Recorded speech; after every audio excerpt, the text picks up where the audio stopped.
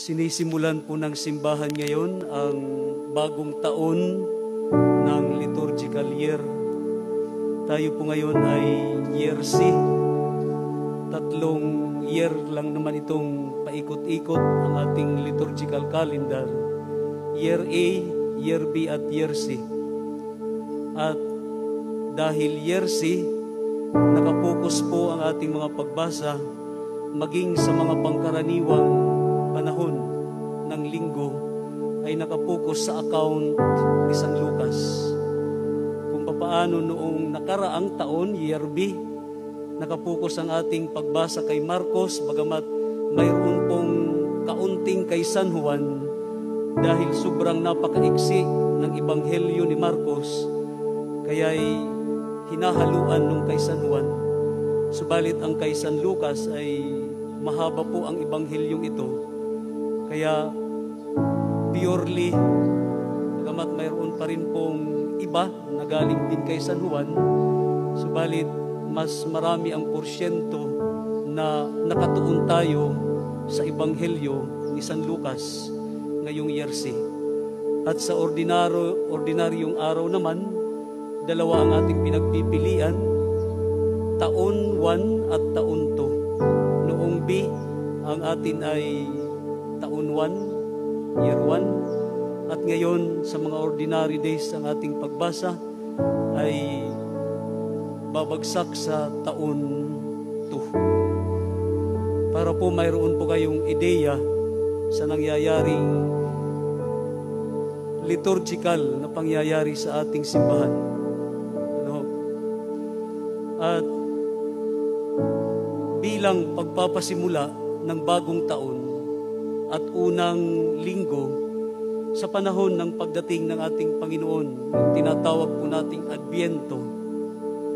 Ang Adbyento po ay galing sa salitang Latin na Adventus, na ang ibig sabihin po ay pagdating ng ating Panginoon or coming.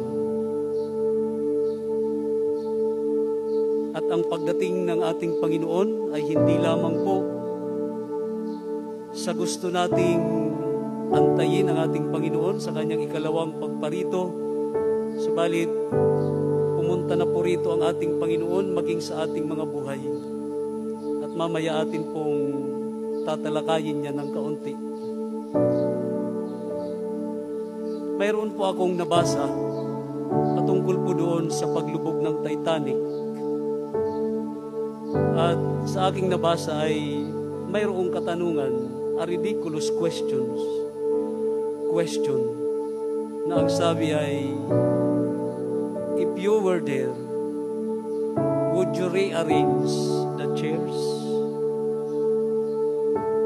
Nakita naman po natin ang Titanic na gumanon muna at pagkatapos ay nabiak ang gitna at saka lumubog.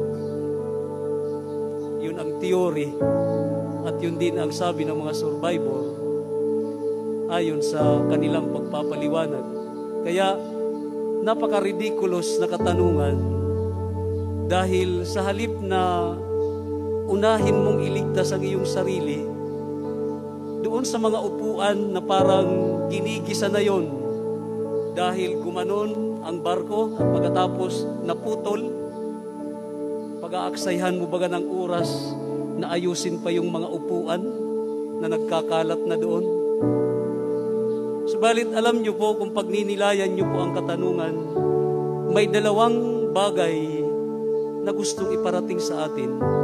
At ito'y may kaugnay po sa ating ebanghelyo ngayon.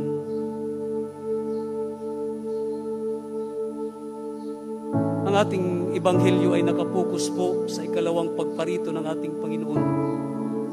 Ang dalawang mauunang linggo ng Adbyento ay ito po yung tinatawag na parusia, yung last judgment na pupunta ang ating Panginoon bilang isang hukom. At ang ikatatlo at ikaapat na linggo na kung saan ay sa ikatatlo sisindihan na po natin ang kandilang rosas at sa ikaapat violet uli, na kung saan nakapokus na po ito sa unang pagparito ng ating Panginoon na pumasok ang ating Panginoon sa kasaysayan ng buhay ng tao. Kaya nga ito yung tinatawag na incarnation.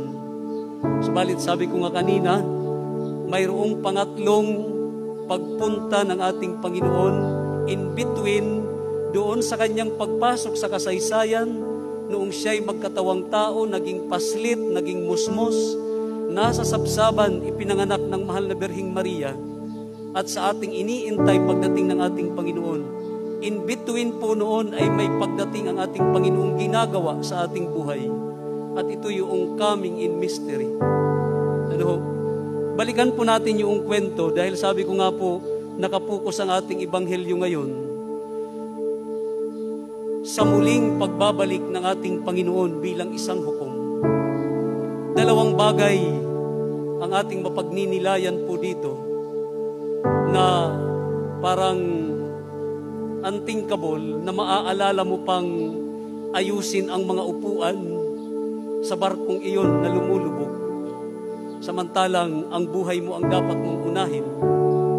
Unang bagay na pwede nating pagnilayan, pwede mong ayusin ang mga upuan, tanda ng iyong pagiging handa dahil alam mong darating ang araw na iyon at hindi ka maliligalig, hindi ka mangangamba kung ano man ang mangyayari, kaya aayusin mo kung ano ang nasisira at that moment dahil ikaw ay handa. Ikalawa, i-rearrange mo ang mga upuan dahil may mga bagay kang hindi nagawa na para bagang ang rearrangement po dito, yung parang humihingi ka ng chance sa Diyos na balikan uli kung ano man ang dapat ayusin nang sa ganun, ikaw ay maging handa sa pagdating ng ating Panginoon. At ito ang katanungan sa atin ng ating ebanghelyo ngayon.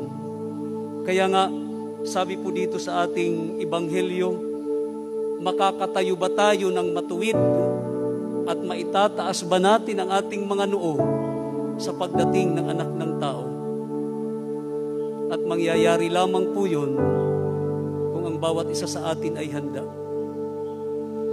Kung babalikan po natin ang ating unang pagbasa na kinuha po natin kay Propeta Jeremias, patungkol po sa katapatan ang sinasabi po ni Jeremias, na kung saan ang ipinangako ni Yahweh sa lumang tipan na magsisibol mula sa angkan ni Jesse, at alam natin kung sino ang tinutukoy dito, ang ating Panginoon.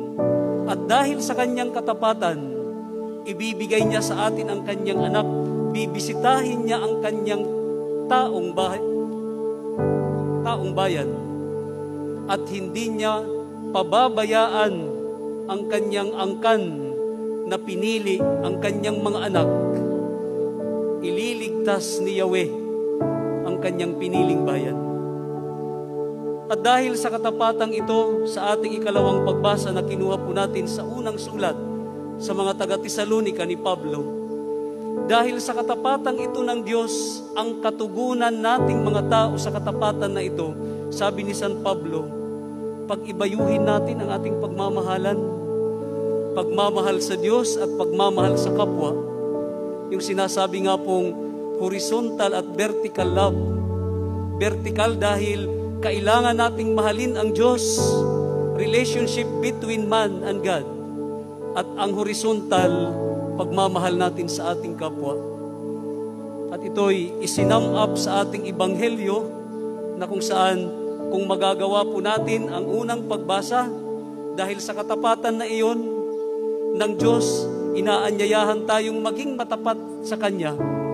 At dahil sa katapatan ring iyon, kailangan nating magmahalan sa ating ebanghelyo, tatayo tayong matuwid at taas ang noo sa pagparito ng ating Panginoon. Bagamat sabi po dito'y malilito, masisindak ang mga tao, ang mga bansa dahil sa ugong at mga daluyong ng dagat.